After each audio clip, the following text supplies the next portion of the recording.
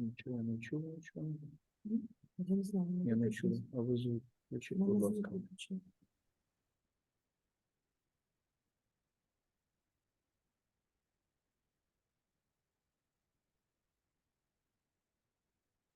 Колеги, вітаю всіх присутніх. Я сподіваюся, ми можемо розпочинати, так? Мене гарно чути? Так, вітаємо. Вітаємо, гарно. Дуже рада, що всі знайшли час сьогодні доєднатися. Сподіваюся, у нас буде дуже плідна робота. І почнемо. Забезпечення екологічного контролю як в контексті війни, так і в контексті звичайної господарської діяльності суб'єктів господарювання є надзвичайно важливим. Адже це не лише про збереження нашого довкілля, а і притягнення внутрішніх порушників та агресора до відповідальності. Саме тому екологічній відповідальності присвячена увага у пункті 8 формули миру Президента України. Важливість екологічного контролю є неоціненною і при відновленні України, адже ми маємо забезпечити відновлення України на принципах зеленого відновлення, бо перед нами вимоги Європейського Союзу і Green Deal. Саме цим питанням будуть присвячені комітетські слухання, які я ініціювала, і ми плануємо призначити їх в кінці січня 2024 року, оскільки не всі іноземні партнери можуть в грудні до нас доєднатися. Для забезпечення максимальної відповідності законопроекту про державний екологічний контроль європейським вимогам у довкілевій сфері ми налагодили відносини з екологічним директоратом Організації економічної співпраці і розвитку, за що я щиро вдячна Кшиштофу Міхалику і Ользі Ольсон, і вдячна їм за ту методичну підтримку, яку вони надають. Адже цей законопроект був розроблений ще до повномасштабного вторгнення і до отримання Україною статусу кандидата в члени ЄС. Він був прийнятий у першому читанні і переданий мені для його супроводження лише у 2023 році. Тому наразі для мене і для всіх нас, впевнена, важливо, щоб законопроект відповідав рекомендаціям та вимогам ОЄСР. Я була приємно здивована, відверто скажу, що наша сьогоднішня зустріч викликала протягом 2 днів, навіть 29-30 листопада, значний суспільний інтерес. І секретаріат нашого екологічного комітету, і мої помічники отримали більше 30 заявок на участь у сьогоднішньому засіданні робочої групи від державних установ, громадських організацій та експертів у сфері захисту довкілля. Це лише актуалізує важливість піднятого питання, а також доводить активну громадянську позицію багатьох національних учасників. Так, ми не змогли запросити всіх зацікавлених сторін, осіб, оскільки це ж все-таки засідання робочої групи. Але отакий суспільний резонанс доводить, що за результатами сьогоднішньої наради нам потрібно буде звести кінцевий варіант зауважень, пропозицій і провести круглий стіл або публічне обговорення для презентації попередніх висновків по законопроекту до другого читання. Хочу звернутися до осіб, які присутні на нашому заході, як запрошені, але не являються членами робочої групи. Маю прохання, з огляду на те, що у нас засідання, а не презентація. Якщо ви маєте питання по темі обговорення, пишіть, будь ласка, таке питання в чат. І за можливості ми будемо вам відповідати, або спікерів просити дати вам відповідь. Питання не по темі обговорення з порядку денного розглядатися не будуть. І хочу нагадати, що по вище згаданому законопроекту у нас можливими є 3 шляхи. Перше, при наявності мінімальних зауважень до редакції, підготовленої до другого читання, рекомендувати прийняти його у другому читанні. Другий варіант. При наявності більшої кількості зауважень приймаємо рішення про необхідність допрацювання окремих розділів чи статей або доопрацювання проекту в цілому. Третій варіант – це відхилення цього законопроекту та робота над новим, який має повністю імплементувати вимоги екологічного законодавства Європейського Союзу. Звісно, останній варіант, він може прийнятися, якщо ми будемо з вами мати принципові невідповідності, які вже закладені в законопроект. Хотіла пару слів сказати щодо інших питань нашого порядку денного. По стану імплементації 35-ї директиви ЄС про екологічну відповідальність за попередження та ліквідацію наслідків завданої довкіллю шкоди. Ми попросимо представника Міністерства захисту довкілля і природних ресурсів України проінформувати про стан імплементації, виявлений за результатами проведеного селф-скрінінгу, який закінчився у серпні 2023 року. Оскільки за пропозиціями національних експертів, членів науково-експертної ради при Держекоінспекції та професійної спільноти, перед нами дуже багато завдань з імплементації понять та принципів цієї євродирективи. Друге, окремо хочу звернути увагу на питання ініціативи Міністерства захисту довкілля та природних ресурсів України щодо внесення змін до концепції реформування Державної екологічної інспекції, яка була запропонована в кінці вересня 2023 року. Багато було проведено заходів і екокомітетом, і Міндовкілля, і Державною екологічною інспекцією, і громадськістю. І загальний висновок більшості стейкхолдерів, що в запропонованій редакції та концепція не запрацює. Саме тому особисто я вважаю і маю підтримку багатьох стейкхолдерів, що нам всім краще сконцентруватися над розробкою законопроекту, який реально наблизить систему екологічного контролю до вимог ЄС. Третє. У виступі Державної екологічної інспекції особисто я буду очікувати не лише відношення керівництва цього органу до законопроекту про державний екологічний контроль, а буду очікувати в першу чергу ряд пропозицій до природоохоронного законодавства, які мали бути підготовлені за результатами проведеного семінару-тренінгу Держекоінспекції у жовтні 2023 року. І саме на цьому семінарі значна кількість керівників територіальних органів заявила про необхідність внесення змін, доповнень до окремих статей природоохоронного законодавства. Також наостанок хотіла сказати, що голова екологічного комітету Олег Володимирович Бондаренко наразі повертається зараз з дуже важливого відрядження, присвяченого зеленому відновленню України, що відбувся у Вільнюсі. Я мала з ним розмову буквально за 20 хвилин до початку засідання нашої робочої групи, поки голова комітету був на сталому зв'язку. Тому я не можу передати йому слово особисто, але можу передати його слова. Він передавав усім вітання, побажання плідної роботи. Олег Володимирович наголошував на необхідності прискорення процесу підготовки до другого читання. І тому ми спільно вирішили не зволікати і щойно отримали експертний висновок про відповідність законопроекту вимогам і рекомендаціям ОЕСР, одразу запланували засідання робочої групи. Всім нам бажаю плідної, конструктивної роботи. І прошу модерувати надалі процес засідання нашої робочої групи національному координатору ІМПЕЛ Андрію Морозу. Андрій, передаю вам слово.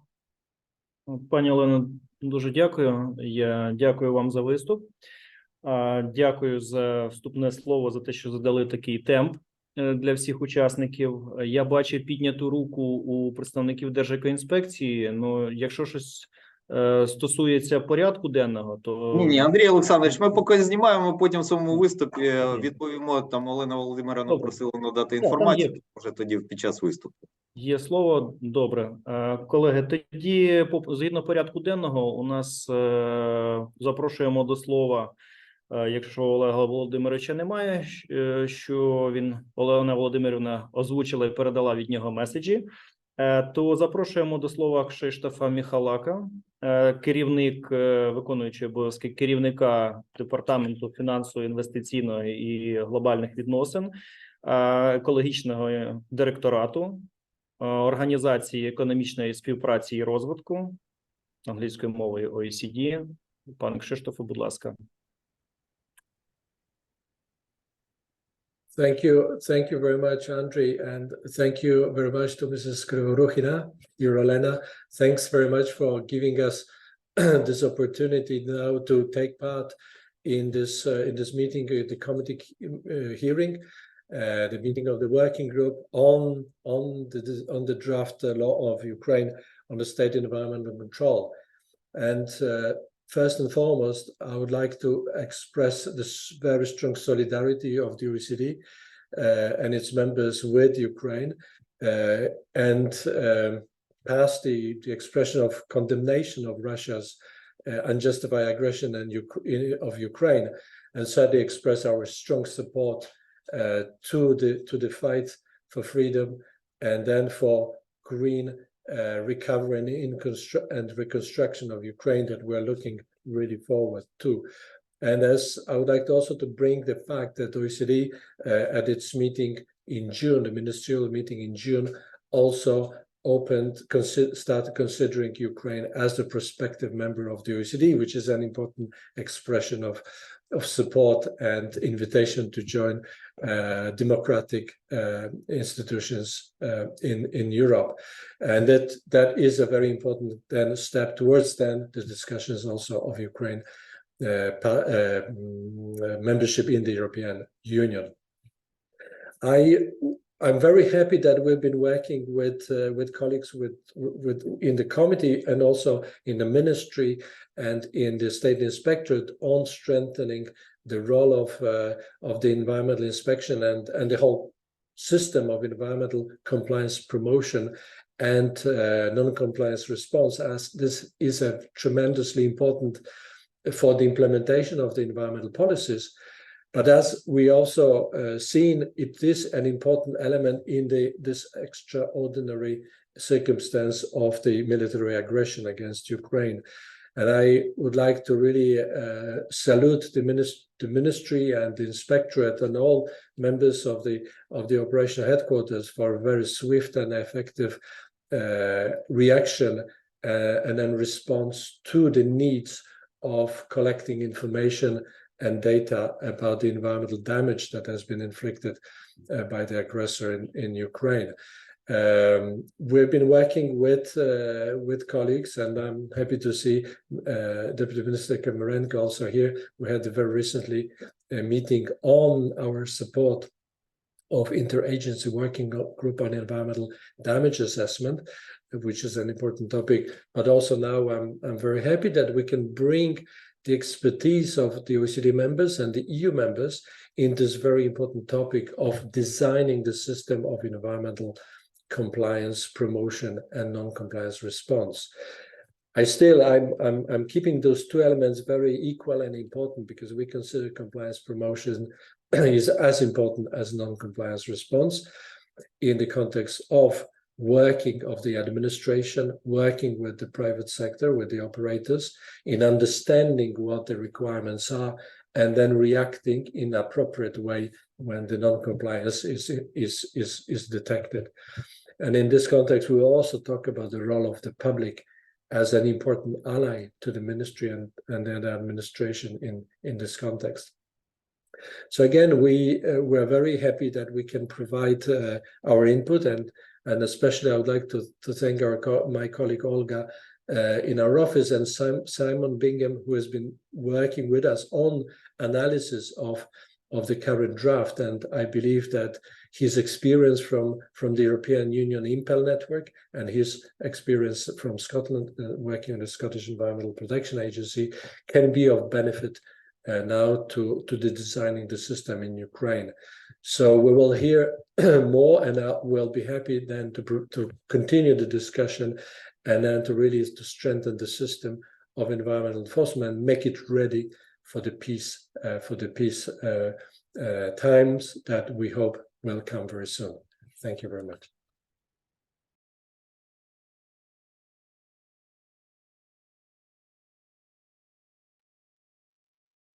Кшиштоф, дуже дякуємо за вашу підтримку, за вашу участь, за те, що ви постійно в природоохоронному секторі з екологічним комітетом, з міністерством, з Державної екологічної інспекції. І зараз до слова запрошуємо експерта OECD, експерта імпелу, члена правління Impel Network Саймон Бінгем, який якраз робив аналіз і має відповідний звіт на відповідність пропонованої редакції законопроекту про державний екологічний контроль на відповідність рекомендаціям Організації економічної співпраці та розвитку. Simon, please.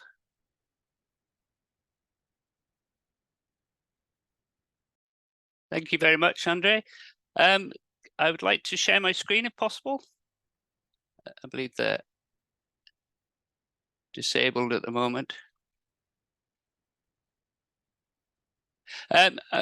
I'd like to start by saying I'm very humbled to be here today. It's a great honor, so thank you very much for allowing me to speak.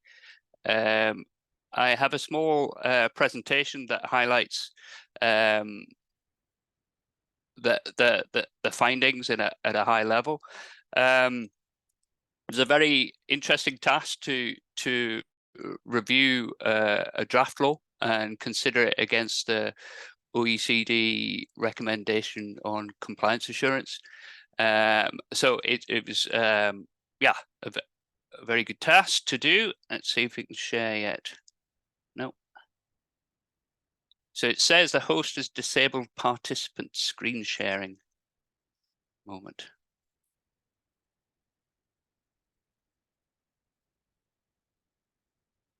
Just a minute, Simon. Just a Sure. minute. I'll change settings.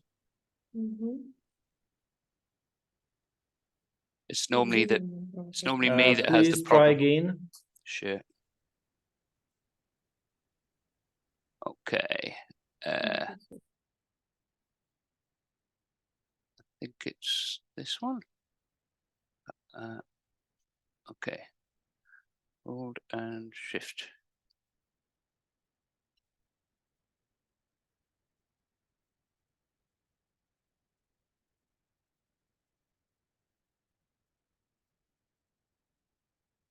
Okay. What can you see at the moment? Не бачимо, скажіть. Поки що не бачимо. Зелена кнопочка.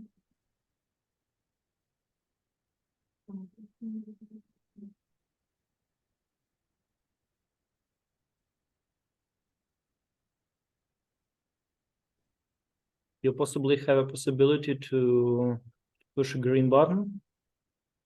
Yeah, push that. It's okay. Olga, if you're online, could you possibly share, please? Yes, well, it says also that the host disabled participant screen sharing. So if I have the rights, I can try to do it. Just a minute. Що здаю? Thank you. Simon, please send me your presentation and we will share from our. Okay. Shall I try now? What's this? Oh, Все, бачимо. thank you. But I need to somehow Це make it добре. full screen.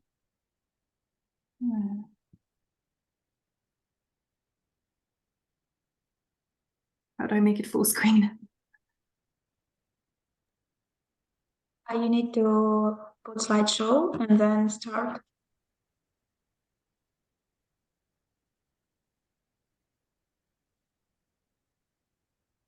Oh, where is that? I think we can just go with that, Olga, if you can just move Okay, down. sure. Yeah. So if we can go to the slide 2, please, Olga. So thank you again for giving me the opportunity to go over the work. So the scope was to identify areas of convergence and divergence of Ukraine's draft law on state environmental control with the OECD recommendation of the Council on Environmental Compliance Assurance. And also to look at that, it was to provide recommendations on how any divergences that I identified could be removed. So the scope didn't include a wider review of, for instance, the Chapter 6 changes to other legislation, and it didn't have an in-depth review of what I thought of the law in general. Next slide, please. So the OECD recommendations, it is just new. It's just been published this year. It has 3 pillars of climate compliance assurance that I'm sure you're well aware of: compliance promotion, monitoring, and enforcement. But it also has a 4th aspect, which is the institutional aspects of compliance assurance. And within the recommendation, it has 19 what I'm calling components, 5 in compliance promotion, 4 in monitoring, etc., etc. And what I did was review the draft law against each of these 19 components. Next slide, please.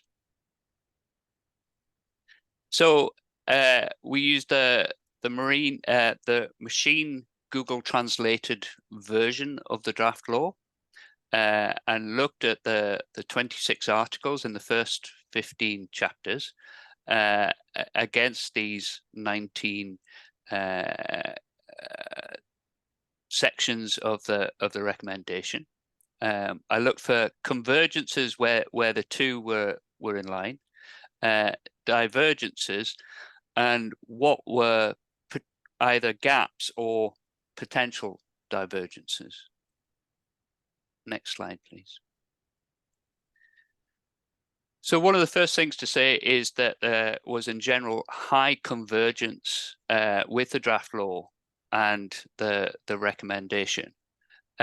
What this table shows is on the left-hand side is the sections of the recommendation, 2, 3, 4, and 5, relating to the exact elements within the recommendation themselves. And then on the right-hand side under convergence, you've got the article number, clause, and point number where relevant of the draft law. And I would say that there is a lot of convergence here, and that's a really positive thing. There are some areas where you see that there is no convergence. So and I'll deal with that later on. Next slide, please. So I give you an example, and this is probably the best example. In that table, you saw there was against OECD recommendation 2.5, which is part of the compliance promotion suite. It says, promote transparency of compliance assurance activities and public disclosure of compliance records as a tool to apply market and public pressure on non-compliant businesses. And I found lots of mechanisms within the draft law that speak to openness and transparency. And that is a very, very positive thing in terms of compliance assurance. It has spin-off. It clearly has spin-off benefits in terms of fights against corruption. But I think one of the big things is it makes a very level playing field. It ensures that everybody knows that you are serious about non-compliance. So and that it acts as a deterrent for wrongdoers, as well as signaling to the general public that you are trying to do the right thing. There is a balance here, and I think that balance needs to be understood in being open and transparent. There's sometimes a conflict with the flexibility of a regulator to do their job efficiently and effectively. So an example that I'll use in here is in the draft law. It says it'll publish the inspection plan. And an inspection plan will include many things, but it'll also include dates of inspections on a particular companies. And whilst there's a positive benefit for the general public in knowing that you are going to that company, on the flip side, the company knows at which point they need to be compliant.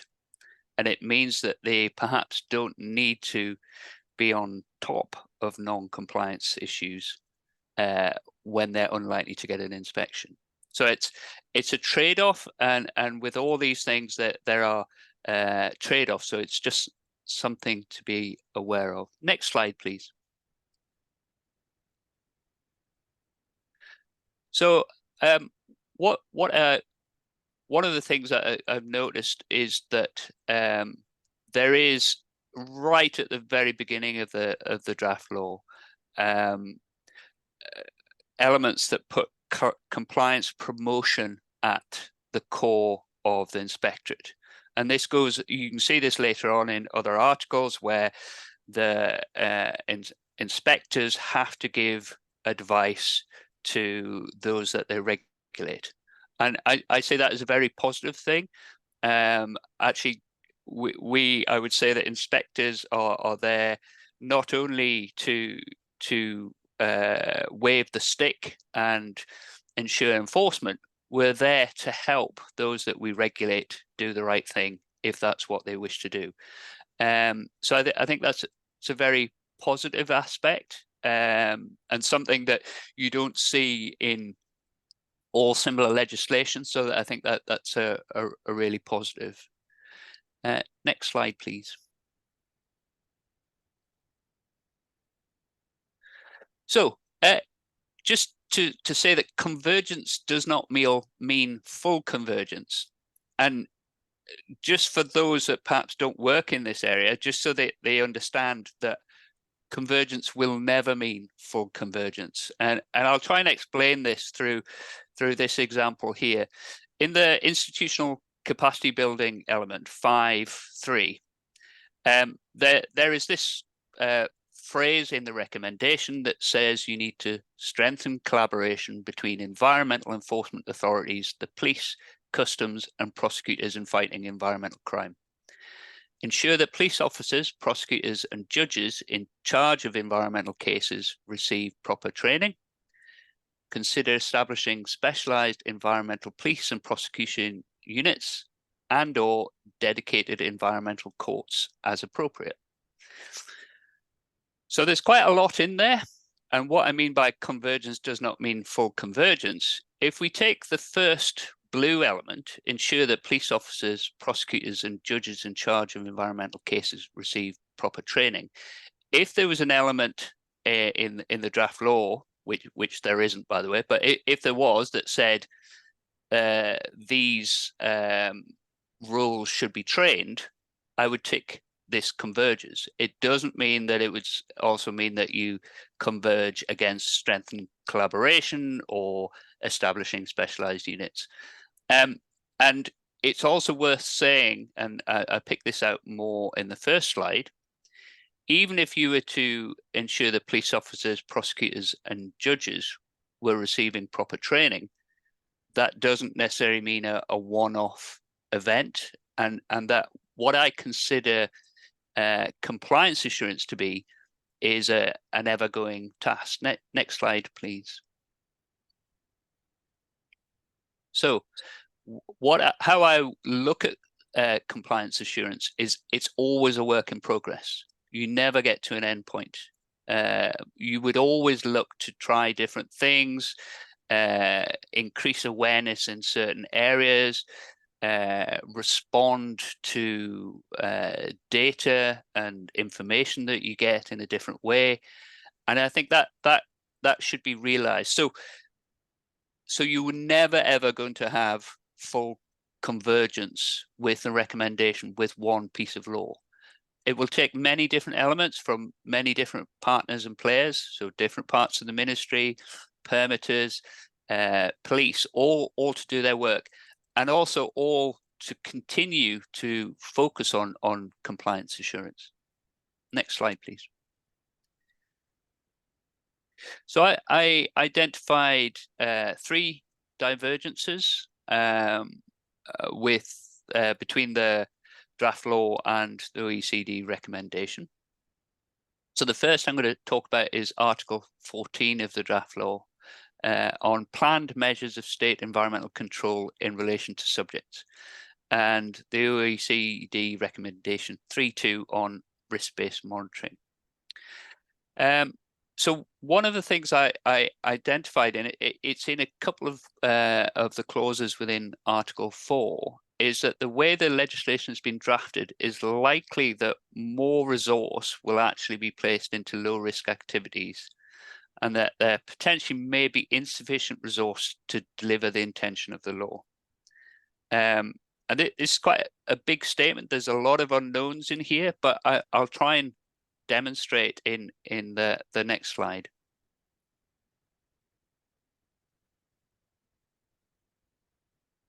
So if we start from the left here, so the draft law states that there's 3 levels of risk: high, medium, and low. And it also gives an inspection frequency for those equivalent bands. So high risk sites get an annual inspection, medium once in 3 years, and low once in 5 years. So I've put some numbers down for numbers of installations. This is purely indicative. So for instance, the Scottish example, we have over 300,000 low risk sites. But this is just indicative to show the potential impact. The draft law also states the maximum days an inspection will take place. I've used the maximum, and the reason I've done that is because that inspectors and inspectors will often use the time that they have available or seen to have the time available, perhaps rather than use the time necessary. So if I was to say that most high risk sites in Scotland and wider around the EU would have probably less than a 5-day inspection, and often it would be around about 2 days. So what I've done is I've looked at the 15 days times 100 installations gives you 1,500 work days, which is equivalent to 6.8 full-time equivalents. So I've used 220 days as my estimate for full-time equivalent. You may have different, but that's roughly the amount of days available from a member of staff. Something that's worth pointing out is where it says staff, 2 stars, this is only 1 person per inspection. So as soon as you put 2 people in per inspection, this number doubles. So then if you look at the medium level, 10 days, 20,000, it equals 90.9 FTE but of course you only inspect once every 3 years, so it becomes a third of that, 30.3 FTE. And similarly for the low risk, you're looking here at 250,000 days, which is over 1,000 FTE, but because it's once in every 5 years, you're dividing it. But if you're having 2 staff members or more, you're doubling it or tripling it, that number. So that's for a single member of staff. So this just shows with this example, the amount of resource that you would need to put in just for programmed, planned inspections. My expectation when you hopefully come out of a war scenario back into peacetime soon, that you will see a lot of non-compliance. And the likelihood is therefore that the number of unplanned inspections will be higher than planned.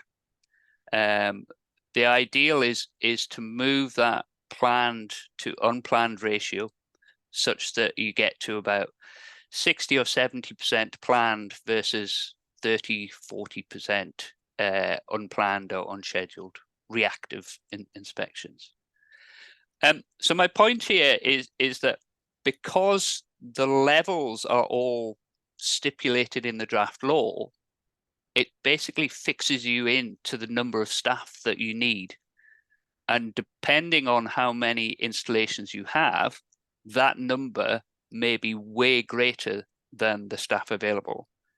Because clearly you're going to have to balance the affordability of having staff versus the need for the task. And that's going to be the same in every ministry, every inspectorate. So there's always going to be a trade-off. So it's just something to be aware of, that because you're fixing it into the law, it might make it very difficult to achieve. I would also say that as part of this divergence, I think that there's a general greater need to ensure compliance of high risk and medium risk sites than actually visiting every low risk site once every 5 years or so. The low risk sites may have non-compliance, but because they are low in significant risk, the impact should be really, really low. So that there's other compliance assurance mechanisms that you can use, such as education, such as operator data returns, etc., that you can use for them. You can also use what we call campaigns, where you would only inspect a certain activity, but you could still program that activity and have it approved through the ministry channels as per the draft law, but you wouldn't have that fixed necessarily every year. Next slide, please.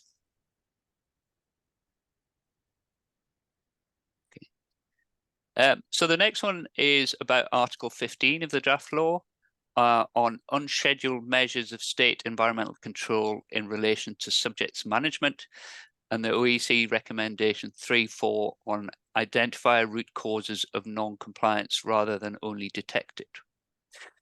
So what Article 15 does, one of the clauses in there states that only those issues that become the basis of implementation of that unplanned, unscheduled inspection can be checked. And what there is here is the potential to miss what we'd call the root cause of the non-compliance. So an example I would use would be something like a waste incinerator that is producing dark smoke.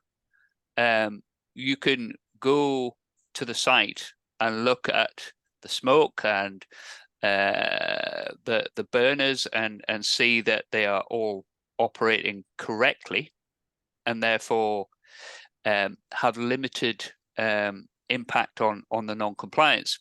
But it could be the fact that the waste feedstock, which is not part of that original implementation, is the cause of the non-compliance, because it could be that the waste is poorly sorted, or it's too wet, or whatever. So that there's issues there that you may not be able to rectify because of the wording.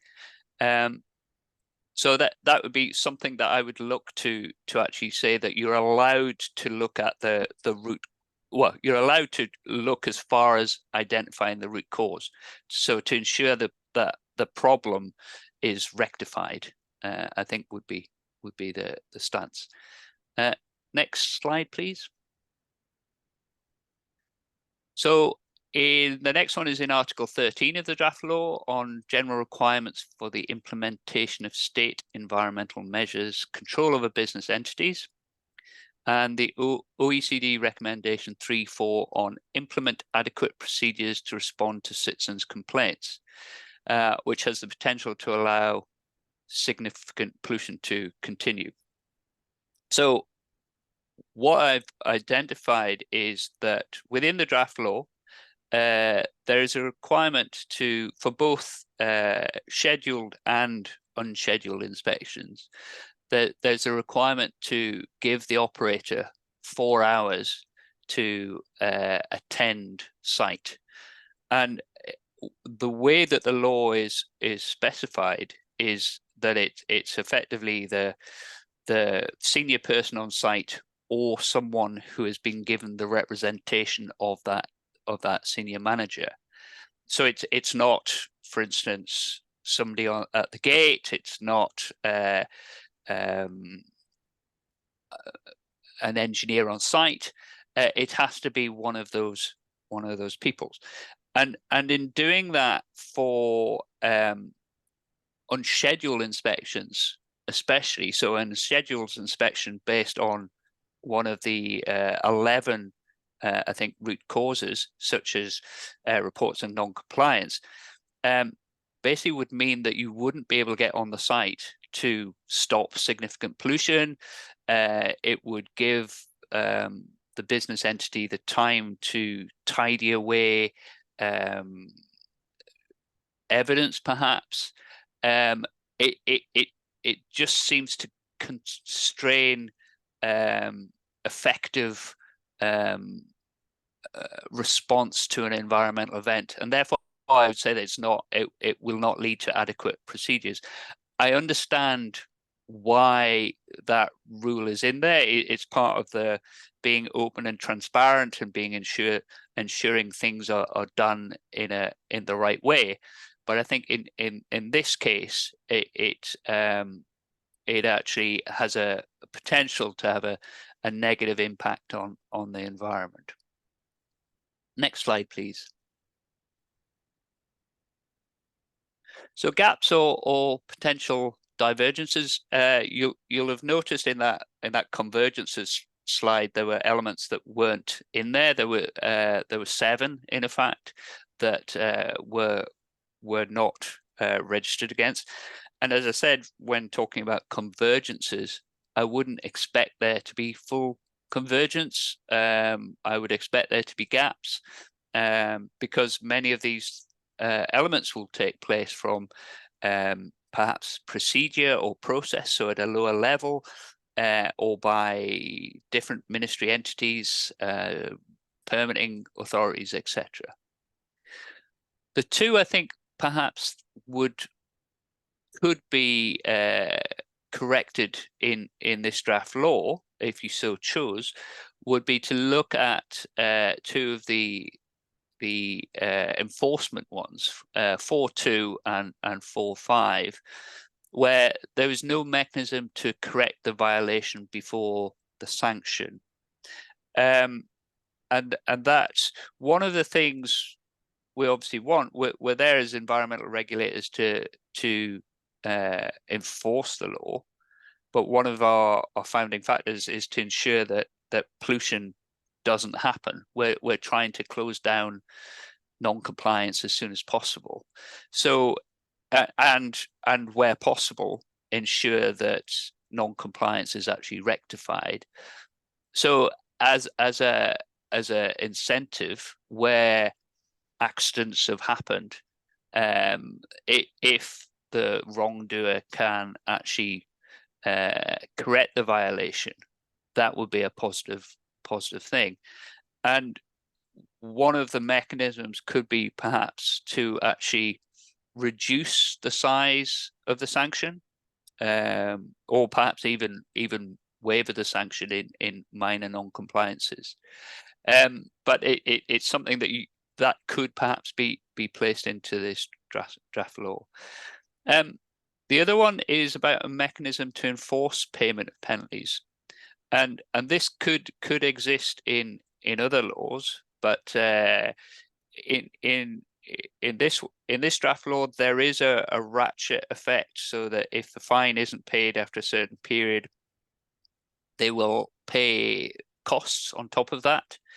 But in some countries, what you'll see is that non-payment is potentially a criminal offence, or there's a doubling of the fine, or there's another sanction, such as that they are no longer allowed to operate, or something like that. So this is to ensure that the inspectorate is not constantly fighting appeals of their enforcement, especially the monetary penalties, that they're able to concentrate on inspection rather than administrative duties. There's something I could also add about the fine structure. One of the things I noticed was that each breach of a permit gets potentially gets a fine. It also doesn't say if you do 10 breaches that fine would be any bigger. So that there's a few things in there to unpick. One is, once you have a non-compliance, you know you're going to get a fine, so it doesn't really matter if you have more non-compliances. So that's something to think about. Something else that I would say is that in almost every site you can find a non-compliance, be it very minor, but you can probably find one if you look hard enough.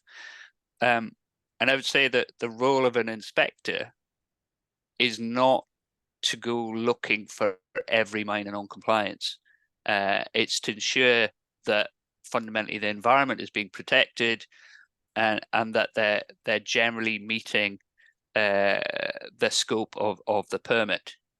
What you could potentially see is that with very, as I said, in peacetime, very high levels of non-compliance, you see almost every site perhaps getting a penalty, certainly initially, and that will obviously take more resource for the inspectorate, so something to be considered. Next slide, please.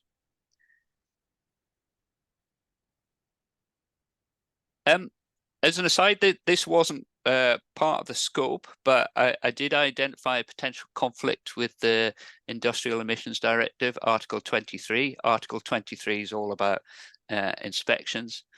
So I found two potential conflicts. So the first was that low-risk sites in low-risk sites must get an inspection at a minimum of every 3 years. So that's low risk once every 3 years. The draft law proposes a low risk inspection frequency of 1 in 5 years, so that they're not the same. If we can go to the next slide, I'll try and explain that a bit better. So on the left hand side, you see the risk level and the inspection frequency as in the draft law. If we concentrate on first waste, water and air, so these are the traditional regulatory single media that we would regulate in, you find that in waste, water and air, there's not a lot of high risk sites, and that these are single media. There'll be lots of medium risk and more low risk sites, but actually because of the way that IEDs has been drafted, that only includes sites that were considered to be pretty high risk. So you only get into Schedule 1 of IED if you're a fairly high risk site anyhow. And what you find is that in the draft laws 1 to 5 years, that there is no low risk sites really in IED. I think technically you could argue that there are some, but the law doesn't allow you to do anything less than an inspection once in 3 years. So I think if you were to continue to inspect all low risk sites, you would need to put in place a mechanism to ensure that IED got an inspection once in 3 years as a minimum, which would be different to how that high, medium, low is currently characterized. Next slide, please. So my second one, my second conflict with IED is that in Article 14.7.3 of the draft law, it states, in the event that during the scheduled inspection of a business entity, which is assigned to a high degree of risk from the conduct of economic activity, the state environmental control body, where they didn't find any violations of the requirements of the legislation on environmental protection, the next scheduled inspection of such business entity is carried out no earlier than 2 years later. So it's effectively allows them to miss a year. IED Article 23 says high risk sites have to have an inspection annually. So you can't be in high risk and then fall out of high risk. You're either in or you're out. What the IED doesn't do, it doesn't stipulate how many sites have to be in high risk. So your own categorization of high, medium, and effectively low determines where those sites are. So you'll find that some regulators have many sites in the high risk and others don't. And that is partially due to how they characterize risk. But that's something to be aware of. So in Scotland, for instance, one of the things we do is we do multiple inspections annually of the vast majority of our IED sites. And the landfills, for instance, that fall under there will get 4 planned inspections a year. So that IED limit is a minimum, is not a maximum. So for high risk sites, we actually stipulate quite a high baseline. We've got above the directive. Next slide, please.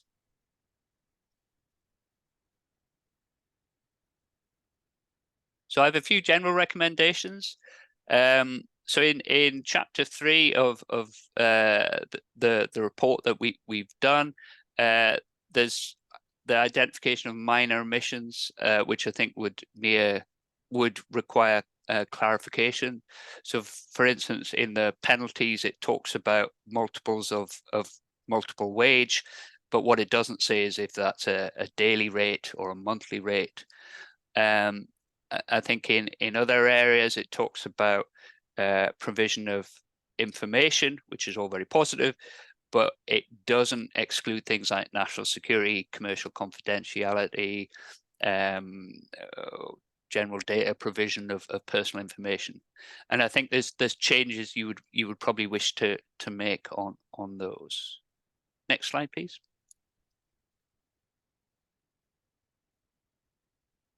So the next one is consider how the legislation of some activities included within the draft law could take away potential flexibility of regulatory institutions to apply wider compliance assurance tools and techniques. So I mentioned this earlier. So some of the things in the draft law in trying to be open and transparent actually take away that flexibility. So for instance, if you are very open with which sites you're going to inspect in any particular year, that has a potential impact on which sites you won't be inspecting. So if you're not on that list, you can relax. If you're on that list, you identify at which period you're going to be inspected and work towards that. But once you've had that inspection, again, you can relax. There's other elements in there as well which have similar knock-ons. Next slide, please. And one of the things I would generally recommend, and I would recommend any inspectorate or wider institutional setup, is to draw up a plan to identify potential mechanisms and opportunities to enhance compliance assurance. Because even when you've got convergences, there's more you could or perhaps should be doing to achieve full adherence with particular requirements of the recommendation. It's good practice, because often the more you can do with, for instance, compliance promotion, the less you have to do with compliance enforcement. Always remembering that enforcement means something's gone wrong, so far better to actually work with the premise that there is a non-compliance structure and that people are working towards preventing non-compliance. And then once you've got this plan, I would enact it. And this, as I said, it's likely that it would cover ministries, etc., different players, so your permitting authorities, inspectorate. But look at all the tools that are available, and there are many, many tools that can be used. And my last slide is just to say thank you very much. And if you've got any questions, obviously I'm happy to take them. Саймон, дуже чудово. Я думаю, що питання будуть. Я в першу чергу хочу надати слово пані Олені, керівнику робочої групи нашої під комітетом екологічної політики природокористування. Дякую, пане Андрію. Да. Я вкотре хочу подякувати ОЕСР за експертну підтримку. Хочу особисто подякувати пану Саймону за ґрунтовний аналіз. І маю скоріше не питання, а два прохання. Перше прохання – отримати від вас дозвіл на публічне поширення представленого звіту. І якщо ви надасте такий дозвіл, то друге прохання – зробити його офіційний переклад. Дякую.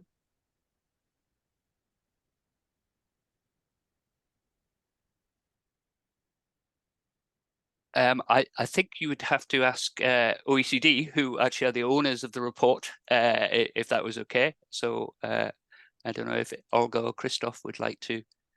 We will definitely. Yeah. Okay. Good. I would certainly be more than happy to have the work shared as widely as possible. So, but that's great. Thank you, Christoph. Дякую, Саймон. Дякуємо, Кшиштоф, за вашу підтримку, за те, що погодили можливість його публічного поширення.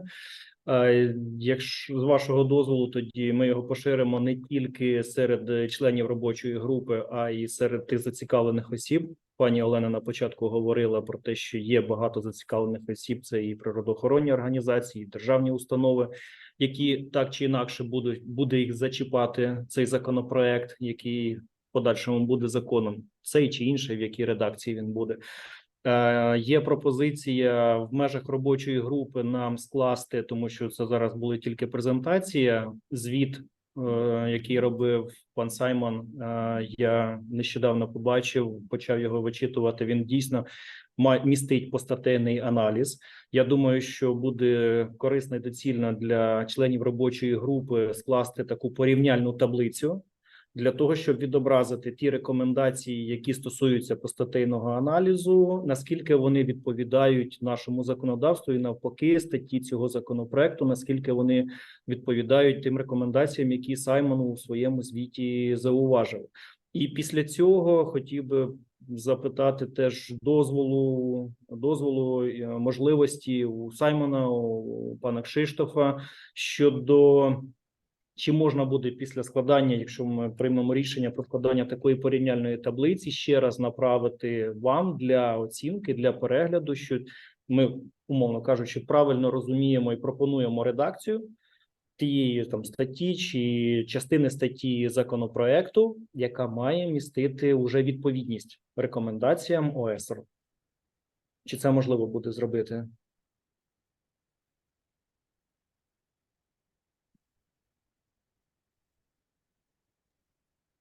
If I may respond, we'll be happy to discuss doing that. So certainly taking account that maybe I'll mention that in the context of the OECD Ukraine country program that has been adopted by the OECD, we have an activity that is very much focusing on providing support to Ukraine to harmonize the legislation of Ukraine with the OECD Council Act. So certainly we'll be happy to support and discuss the details how to do it. Thank you.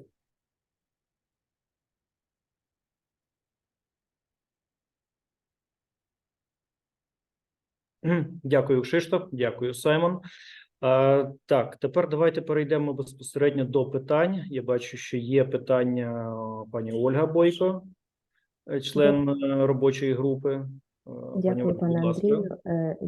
Шановні колеги, рада всіх вітати. Окрема подяка пану Саймону та OECD за підготовку такої цінної презентації. Дійсно, мабуть, це перший раз, коли ми побачили аналітику від наших міжнародних партнерів. В мене два питання. Зараз ми побачили в презентації, переважно був фокус на практичні аспекти здійснення перевірок, на теорію більше і на те, які заходи можна застосовувати по відношенню до об'єктів, які проходять перевірку.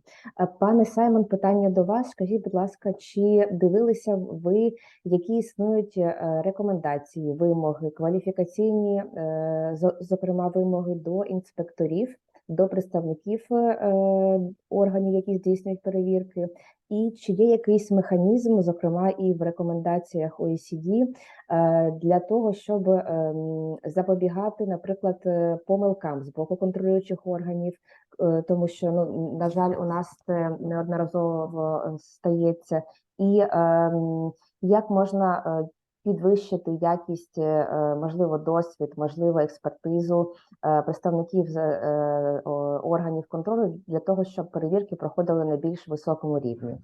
Дякую.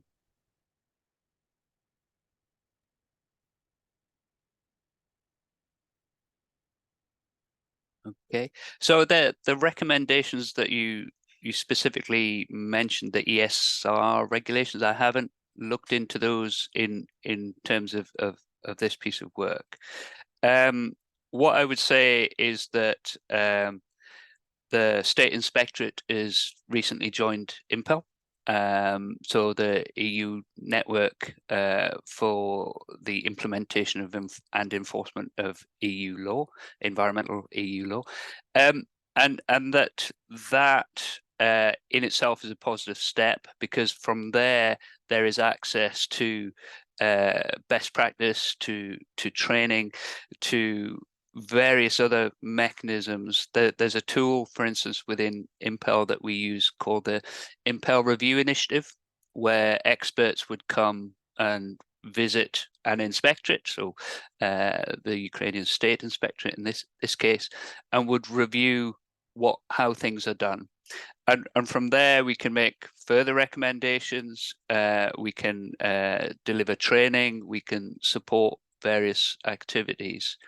And I know Andre now is linked in to IMPEL, and hopefully we'll get a lot out of that. But there's definitely mechanisms to share knowledge and increase capacity building out there of inspectors and permitters. There is a fairly large body of that shared experience and capacity building, not just within IMPEL, but within various EU mechanisms. So I would say that the ability to get that knowledge should be relatively easy.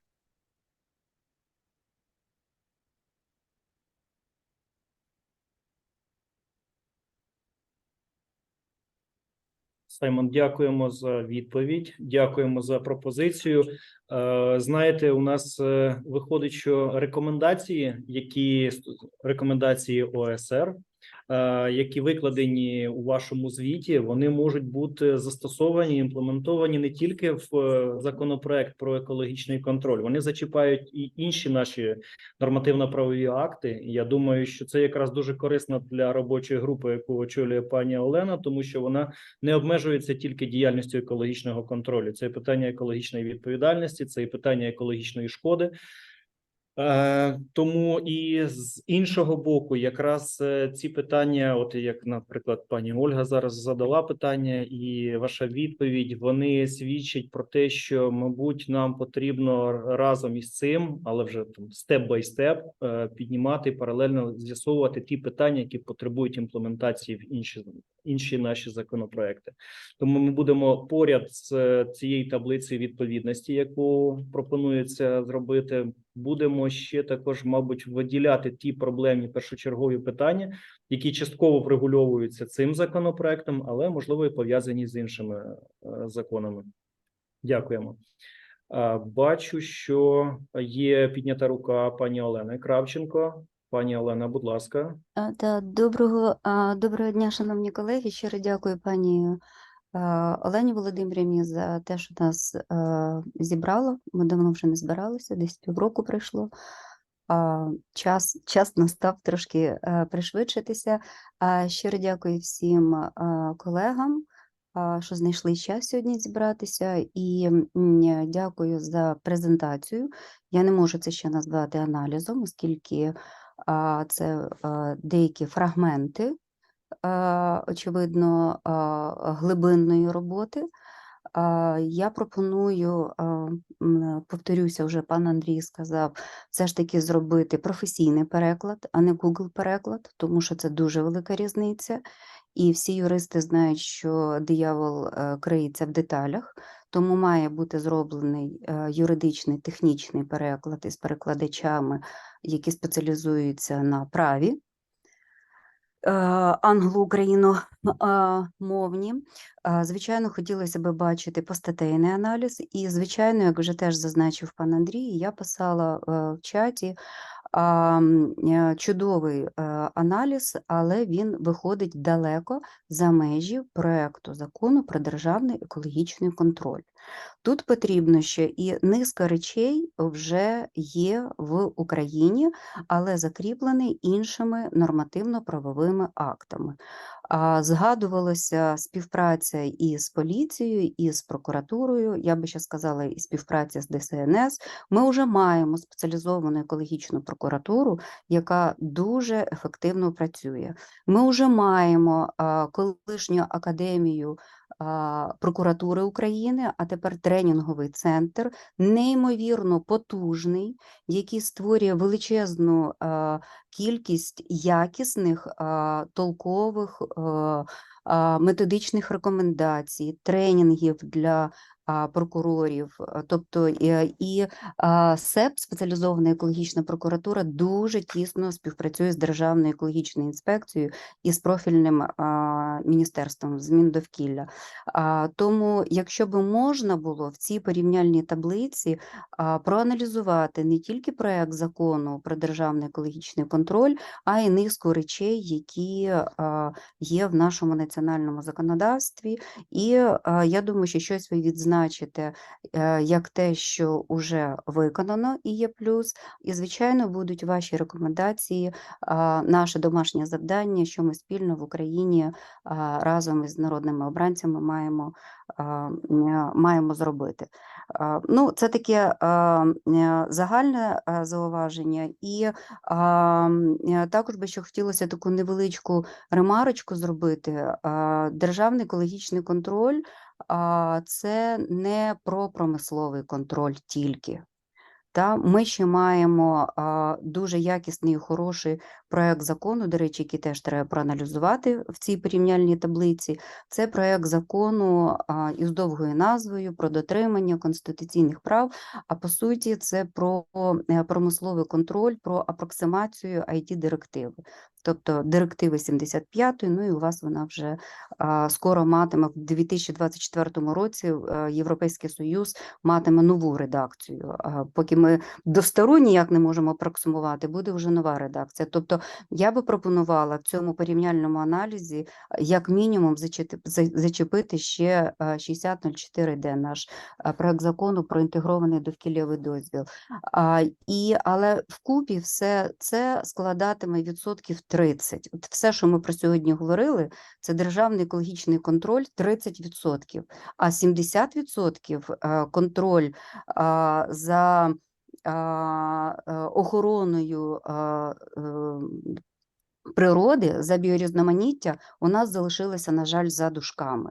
І чомусь всі, коли ми аналізуємо державний екологічний контроль, ми зосереджуємося на підприємствах та на промисловій екології. Але випадає головна частка – це збереження біорізноманіття. І сьогодні в короткій презентації не прозвучало відповідність нашого проекту закону про державний екологічний контроль, як же ми захищаємо оці 70%. Щиро дякую. Ну і питання від Європейської бізнес-асоціації про фаховість, про рекомендації, те, якими мають бути інспектори. Щиро дякую Ользі. Це дуже хороше і слушне питання, але це питання, яке стосується вже підзаконних нормативних актів, і дуже слушно було підмічено паном Сімоном, що це вже стосується регламентів, тобто методичних рекомендацій уже вторинного підзаконних нормативних актів. Дякую. Пані Олена, дякуємо за питання. Поки Саймон, я думаю, підготується, бо у вас широке питання таке було. Я хотів би просто одне уточнення. Можливо, я не повністю деталізував пропозицію щодо створення підготовки порівняльної таблиці. І пропозиція стосувалась підготовки такої порівняльної таблиці нами, як членами робочої групи. Не Саймоном безпосередньо, не OECD, не ОЕСР, а безпосередньо членами робочої групи за результатами звіту. Наявний постатейний звіт, який Саймон сьогодні з нього просто презентацію робив з цього звіту, але він наявний постатейний звіт. Він буде наданий всім членам робочої групи. Ми, пані Олена сьогодні говорила, ми отримали для потреб робочої групи юриста, який залучений міжнародною організацією, зокрема ОБСЄ, для приведення у відповідність, для приведення рекомендацій ОЕСР, які, зокрема, зараз акцентував увагу на яких Саймон, для того, щоб підготувати практично цю таблицю відповідності, яку ми в межах робочої групи розглянемо, і потім уже попросимо Організації економічної співпраці і розвитку Саймона, можливо, сказати, чи правильно ми пропонуємо іншу редакцію закону. І на підставі цього якраз і буде, мабуть, прийматися рішення щодо того, що робимо. Доопрацювання залишаємо в такій редакції, чи, відповідно, там інші варіанти, які визначені регламентом про законопроекти. Так, Щиро дякую, пане Андрію. Якщо можна, я зрозуміла вас, але хотілося б, власне, порівняльну таблицю із професійним, не Google-перекладом, безпосередньо колег, які презентували нам сьогодні презентацію. Так, але я вас зрозуміла. Дякую. Це гарна пропозиція. Якраз пані Олена теж про це говорила. Я думаю, що попросимо Організацію економічної співпраці і розвитку це зробити. Якщо ні, я думаю, що звернемось до організацій, міжнародних організацій. Але я думаю, що наші міжнародні партнери нам з цим допоможуть з професійним перекладом. Саймон, будь ласка. Може, у вас є коментарі, відповіді?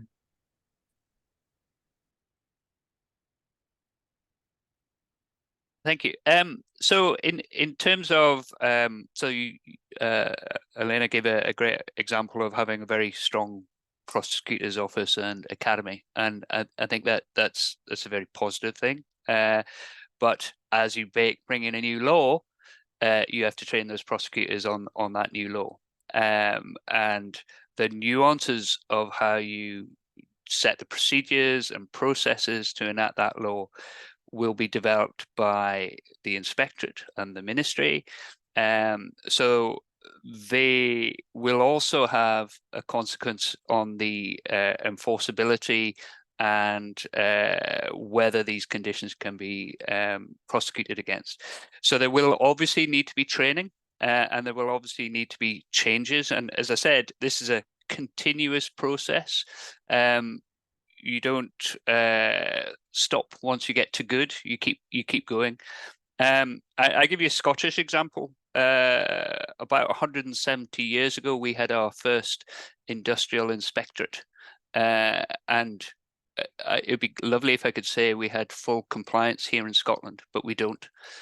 We keep having to work at it, and it requires changes. It requires adaptation to meeting new challenges. So climate emergency is bringing new challenges to us all, biodiversity loss, and we will have to introduce new tools, techniques, and methodologies to support compliance assurance going forward. So I think that's something you have to bear in mind. This is not you don't get to an end point on this very quickly. It's something that you have to embrace the journey and try and see how you can get to as high a level of compliance as you possibly can.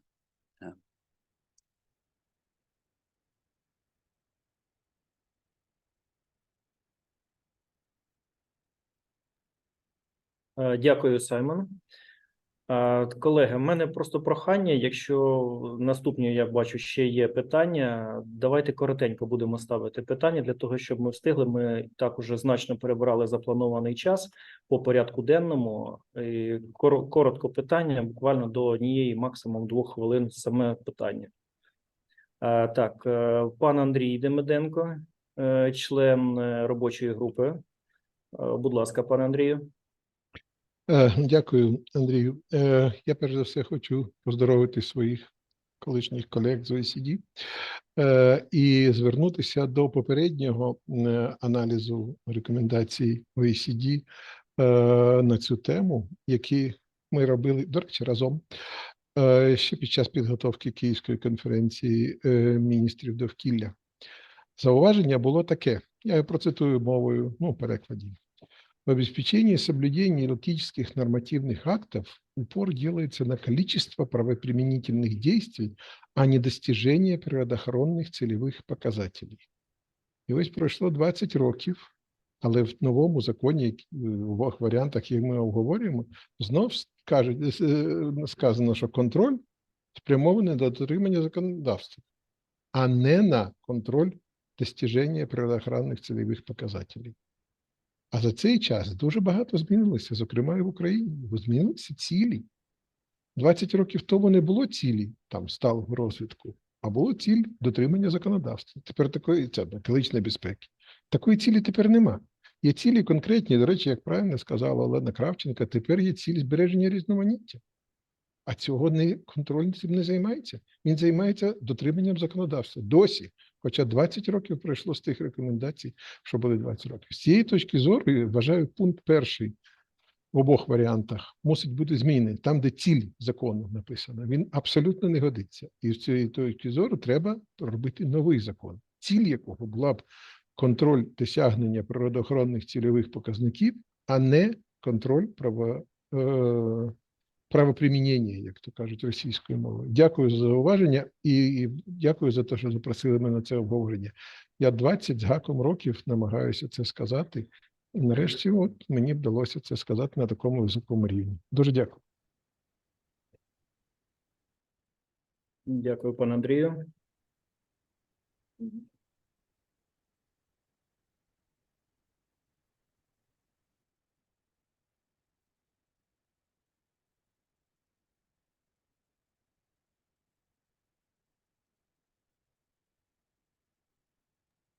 Саймон, є у вас коментарі щодо цього?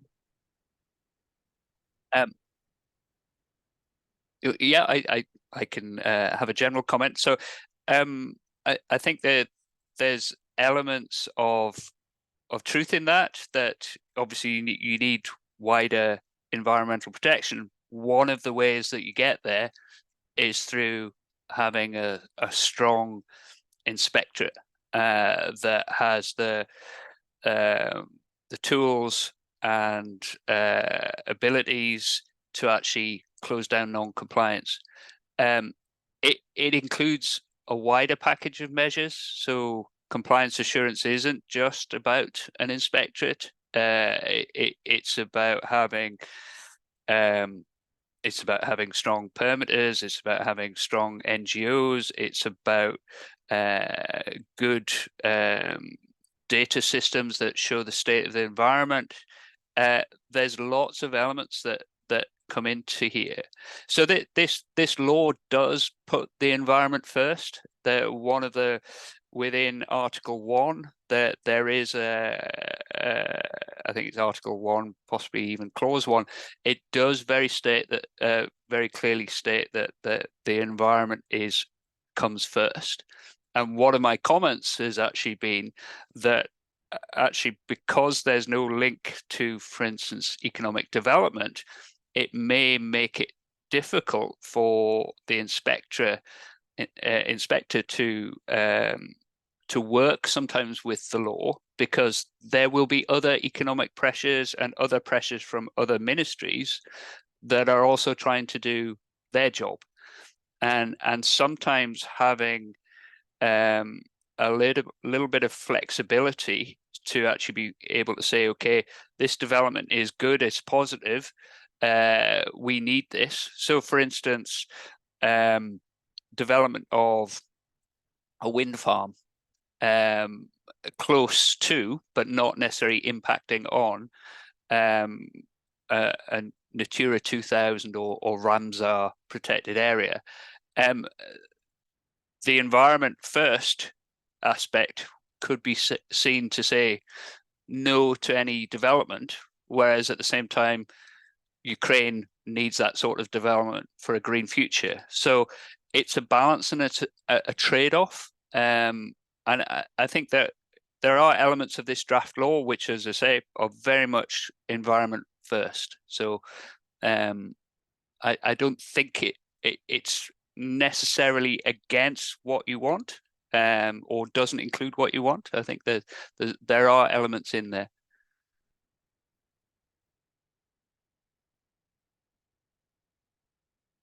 Саймон, дякую.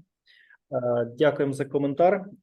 Колеги, пропонується наступне. У нас є ще питання, і мені деякі питання ще надіслали, я їх переадресую Саймону. Ми вийшли трішки за межі часові.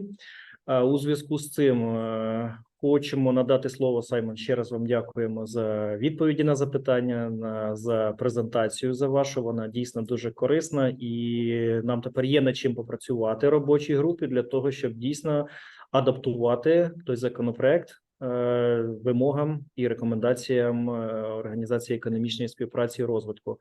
І хочу надати слово, запросити до слова заступника міністра захисту довкілля і природних ресурсів України, пані Олену Крамаренко.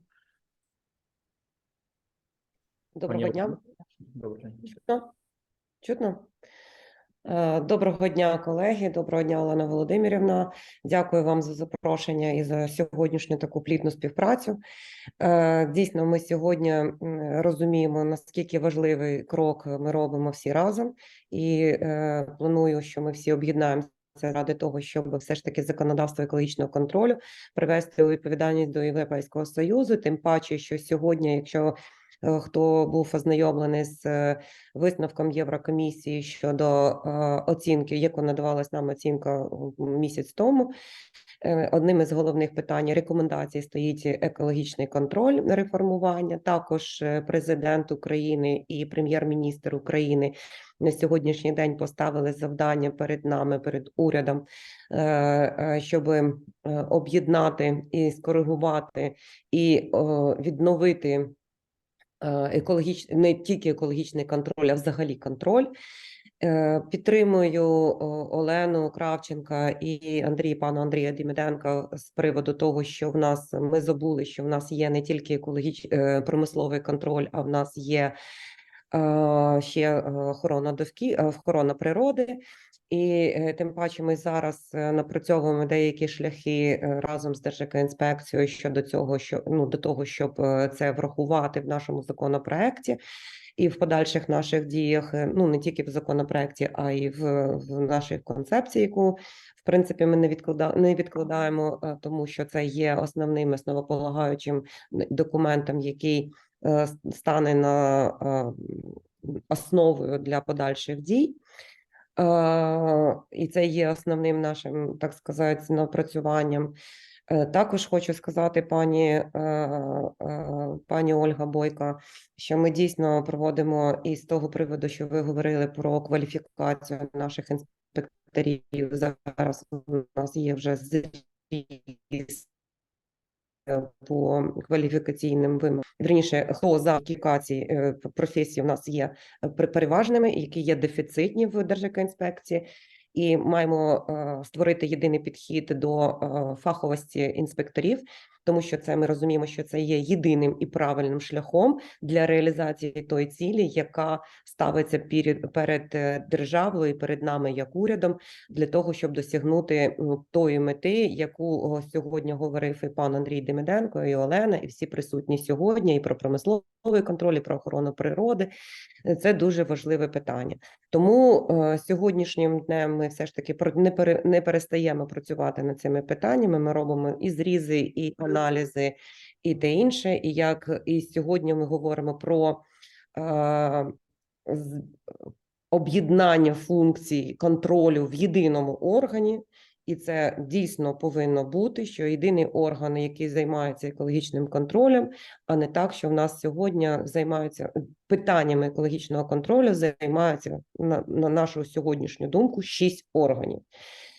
Тому ми прагнемо до того, і мета наша, моя особиста, і міністерства в цілому, міністра, як очільника нашого міністерства, його мета на сьогодні – це об'єднати всі функції екологічного напрямку в єдиному органі Державної екологічної інспекції.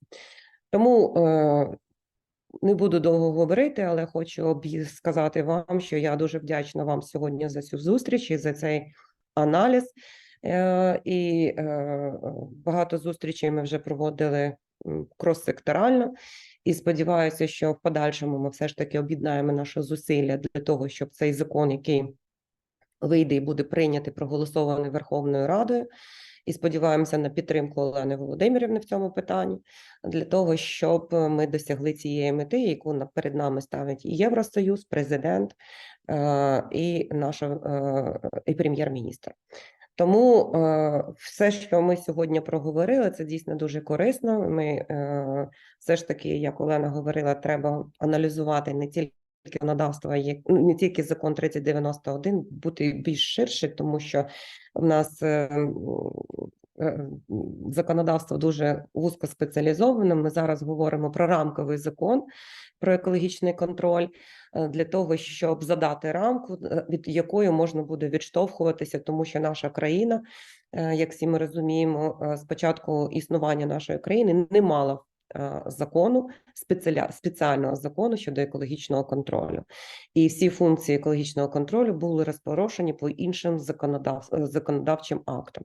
Тому для того, щоб це все об'єднати, задати рамку, і, як пані Ольга говорила, і фахового напрямку, кваліфікаційного, і відповідальності, і держекоінспекторів, в тому числі, як сказав пан Сімон щодо своєї презентації, і багато іншого. Це треба напрацювати, опрацювати і зробити єдиний фаховий документ для того, щоб, ще раз наголошую, ми досягли цих цілей, які ми перед собою поставили. Дякую але хочу сказати, що ми не перестаємо працювати над цим питанням в міністерстві. Дякую вам всім за увагу.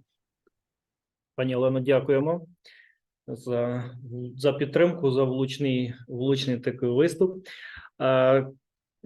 Колеги, є пропозиція серед членів робочої групи, пропозиція перенести розгляд питання щодо стану імплементації Євродирективи на наступне засідання робочої групи, оскільки ми вибились із графіку, і відповідно перейти до завершити фактично виступом по порядку денному, виступом представників Державної екологічної інспекції та заключним словом. Дякую, колеги, за дійсно цікаву презентацію. Я дякую OECD за те, що вони роблять велику роботу. Нарешті ми побачили від міжнародних експертів постатейний аналіз законопроекту 3091. Це для нас дуже важливо, бо, відверто кажучи, Державній екологічній інспекції працювати по цьому закону, і як він буде виписаний, наскільки він буде відповідати європейським практикам, європейським нормам, для нас це дуже важливо. Я сподіваюся, що завдячуючи і Комітету Верховної Ради з питань екологічної політики, і Міністерству захисту довкілля, цей проект все ж таки буде підготовлений до другого читання в такому розрізі, щоб дійсно відповідати тим завданням, які ставить президент України, уряд України. Я хочу ще подякувати безпосередньо OECD. Я багато читаю матеріалів попередніх, не тільки ті рекомендації, які нещодавно були прийняті стосовно забезпечення відповідності екологічним стандартам. Дуже цікаві матеріали колись були розроблені в плані реалізації проєкту по екологічному контролю Східної Європи, Кавказу, Центральної Азії. Це, наприклад, практичний посібник по удосконаленню державного екологічного контролю в цих країнах. Дуже цікавий документ на 400 сторінках. І таких матеріалів OECD випустила дуже багато, і завдячуючи чому можна дійсно зробити максимально ефективний державний екологічний контроль в Україні. І не тільки державний, ми розуміємо, що це і громадський екологічний контроль, це і виробничий внутрішній контроль на підприємствах. Тобто це ціла система екологічного контролю повинна працювати спільно, і тоді можна досягти тих 17 сталих цілей ООН, які зараз Україна дотримується і намагається це робити як швидше і ефективніше за допомогою наших міжнародних партнерів. Дякую. Пане Дмитро, дякую. Дякуємо за виступ. Колеги, тоді, якщо немає принципових зауважень і питань, тоді пропозиції запрошуємо до слова голову робочої групи, пані Олену Криворучкіну, для підсумування, для закриття фактично сьогоднішнього нашого засідання робочої групи. Дякую, пане Андрію. Хотіла б сказати, що Олена Валерівна Кравченка абсолютно справедливо помітила, що ми давно з вами не зустрічалися. Але зараз будемо зустрічатися частіше і продуктивніше, але незважаючи на те, що тривалий час ми не проводили засідання робочої групи, робота весь час продовжувалася, і за це я хочу щиро подякувати всім членам робочої групи за зауваження, за пропозиції. Всім дякую. Правильно зазначила Олена Володимирівна Крамаренко стосовно того, і ми на цьому теж наголошуємо, що нам потрібно об'єднувати зусилля і різних ланок, і різних інституцій, і різних органів влади. І тут дуже добре, що ми розширюємо міжнародне партнерство. І ми щиро дякуємо Організації економічної співпраці та розвитку, дякуємо Impel Network і за експертну підтримку. І в подальшому розраховуємо на підтримку, на ті речі, от як офіційний переклад для зручності і для кращого розуміння всіх пропозицій. Ми дякуємо також ОБСЄ за готовність надати юриста для доопрацювання вказаних рекомендацій ОСР. І от ця наша розширення і розвиток нашої міжнародної співпраці, він став можливим за допомогою ПРООН, яке надало нам технічну допомогу у проведенні заходу та забезпечило синхронний переклад. І от сьогодні неодноразово звучали думки і тези про те, що закон 3091, він не повинен вмістити все. Для цього є інші законодавчі акти. От у цьому аспекті я хотіла подякувати представникам Міноборони за активну участь, за надання своїх пропозицій до природоохоронного законодавства, зокрема до Закону України про охорону навколишнього природного середовища. Але за результатами поточного засідання робочої групи я пропоную наступні рішення.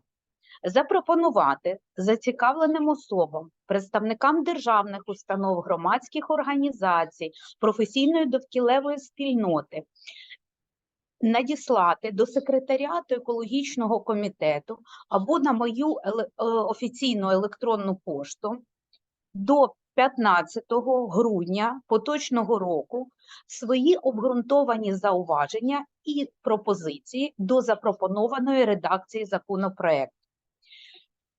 Вказаний законопроект раніше надсилався. При необхідності ми готові дати на нього посилання, якщо хтось не отримав. Друге, я пропоную доручити членам робочої групи після отримання всіх зауважень та пропозицій у місячний строк спільно з експертами та юристами підготувати у формі порівняльної таблиці ті зміни, які необхідні для відповідності рекомендаціям ОЕСР. Це те, про що пан Андрій говорив. Забезпечення відповідності у сфері екологічного контролю та екологічної відповідальності. А потім ми вже можемо надіслати для кінцевого узгодження експертам ОЕСР, якщо вони не заперечують. Третє. По результатам зведеної порівняльної таблиці провести презентацію результатів роботи робочої групи по законопроекту 3091 та про законодавчі ініціативи, які ми маємо забезпечити для приведення норм і принципів екологічної відповідальності та умов її застосування в ЄС для їх імплементації в українське законодавство. І ще я пропоную по результатам зведеної порівняльної таблиці членам робочої групи прийняти рішення про направлення вказаної редакції на друге читання, прийняття рішення про доопрацювання, ну або вкрай кардинальне рішення про необхідність відхилення вказаного законопроекту. Дякую за увагу. Дякуємо, Олена Володимирівна. Колеги, є ще пропозиції щодо заходів за результатами сьогоднішньої наради? Так, пані Ольга. Пані Ольга, будь Дякую, ласка. пане Андрію. В мене питання до пані Олени, мабуть. Ми вже надсилали наші пропозиції, наше бачення по законопроекту. Вони є в папці, яка була доступна на Google диску для сьогоднішнього засідання. Підкажіть, будь ласка, чи потрібно їм їх надсилати нам знову, чи, можливо, ми якось їх обговоримо, чи що з ними буде, яка подальша доля? Пані Ольга, я думаю... так.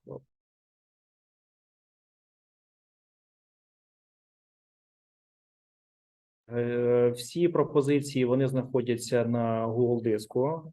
Всі пропозиції будуть реалізовані разом. Просто члени робочої групи чекали результатів висновків Організації економічної співпраці і розвитку. І тепер разом, для чого якраз і зверталися до міжнародних організацій, для чого і потрібно долучати юристів, для того, щоб скласти цю таблицю відповідності, що стосується і рекомендацій ОЕСР, і стосується пропозицій, зауважень, які варто буде систематизувати і обговорити в межах робочої групи, якраз про що говорила Олена Володимирівна тільки що в своїх пропозиціях.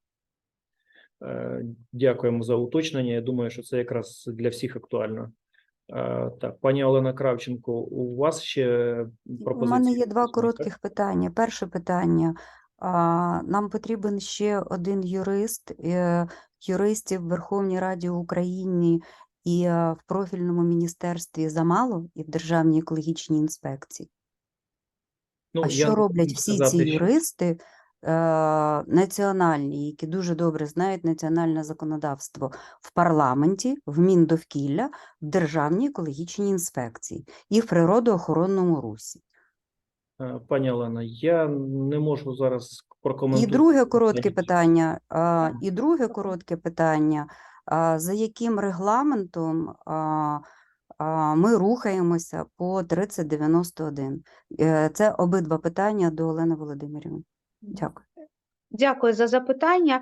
Стосовно в нас дуже досвідчені, компетентні юристи, ми не заперечуємо це, але юрист, міжнародний юрист треба нам для того, щоб дійсно забезпечувати одразу аналіз ступеня відповідності нашого законопроекту вимогами, принципам ЄС. І якщо нам міжнародні партнери надали не скористатися такою можливістю для підвищення оперативності нашої діяльності і знову ж таки для розвитку міжнародного співробітництва, ну було б не досить розумно. По якому графіку ми рухаємося далі? По-перше, ми до 15 грудня пропозиції, далі ми робимо таблицю, у всіх будуть, як ми вже зрозуміли, у всіх буде варіанти звіту на руках. Ми робимо порівняльну таблицю, ми аналізуємо цю таблицю, тільки ми готові, на наступному засіданні робочої групи ми приймаємо рішення із 3 альтернативних варіантів. Рекомендуємо до другого читання, доопрацьовуємо, відхиляємо. Самі ми з вами разом з результатами того, що ми будемо мати рекомендації, пропозиції додаткові, які ще не надійшли, бо вже багато хто свої пропозиції, ми їх систематизували, всі надавав, плюс порівняльна таблиця у зв'язку з результатами цього звіту. І ми з вами на старті приймати рішення. Дякую за запитання. Дякуємо, пані Олена.